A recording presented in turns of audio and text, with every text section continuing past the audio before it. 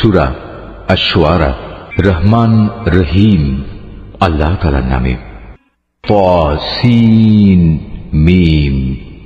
এ হচ্ছে সুস্পষ্ট গ্রন্থের কতিপয় আয়াত। হে নবী, মনে হচ্ছে তুমি তোমার জীবনটাই ধ্বংস করে দেবে, কেন তারা ঈমান আনছে না সে দুঃখে।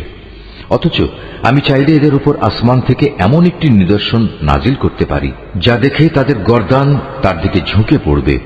যখনই দয়াময় আল্লাহ তাআলার কাছ থেকে এদের কাছে কোনো নতুন উপদেশ আসে, তখনই তারা তা থেকে মুখ ফিরিয়ে নেয়। এরা যেহেতু আল্লাহর আযাব অস্বীকার করেছে, তাই অচিরেই তাদের কাছে সে আযাবের প্রত্যক্ষ বিবরণ এসে হাজির হবে, যা নিয়ে তারা ঠাট্টা বিদ্রূপ করত।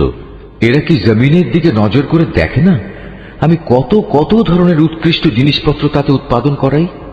নিশ্চয়ই এর মাঝে আমার সৃষ্টি কৌশলের নিদর্শন ছড়িয়ে আছে, কিন্তু তাদের অধিকাংশ মানুষ তা বিশ্বাসই করে না। তোমার মালিক অবশ্যই পরাক্রমশালী ও পরম দয়ালু।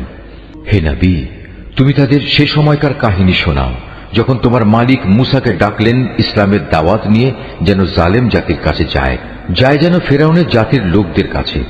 তারা কি আমার ক্রোধকে ভয় করে না? সে বলল, হে আমার মালিক, আমি আশঙ্কা করছি তারা আমাকে মিথ্যা সাব্যস্ত করবে। তাছাড়া আমার হৃদয় সংকীর্ণ হয়ে আসছে, আমার জিহ্বা ভালো করে কথা বলতে পারে না। এমত অবস্থায় আমার সাহায্যের জন্য তুমি হারুনের কাছে নবুয়ত পাঠাও। তাছাড়া আমার উপর তাদের আগে থেকেই একটা অপরাধের অভিযোগ আছে, তাই আমি ভয় করছি এখন তারা সে অভিযোগে আমাকে মেরেই ফেলবে। আল্লাহ তাআলা বললেন, না, তা কখনো হবে না। আমার আয়াত নিয়ে তোমরা উভয়ই তার কাছে যাও, আমি তো তোমাদের সাথেই আছি, আমি সবকিছু শুনতে পাই। তোমরা দুজন যাও ফেরাউনের কাছে।